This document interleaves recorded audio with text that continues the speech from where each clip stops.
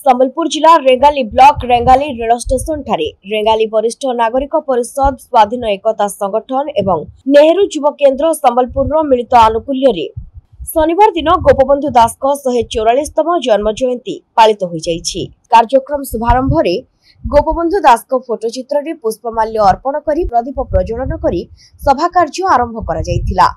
एही कार्यक्रम को संगठन रो पद्मनाभ भोई सभा परिचालना करथिबा बेले वरिष्ठ सांबादिक हरिहर नाथ अतिथि परिचय प्रदान करथिले। एही कार्यक्रम रे साहित्य गवेषक डॉक्टर गौरीदास प्रधान मुख्य अतिथि भाव में जोग देथिले। एही अवसर रे स्वच्छ भारत अभियान कार्यक्रम रे रेंगाली रेलवे स्टेशन परिसर को सफा सुतरा करा जायतिला। जिला नेहरू युव केन्द्र संबलपुर रो मारियानस बिलुंग स्वच्छ भारत उपरे सचेतनता वार्ता देथिले।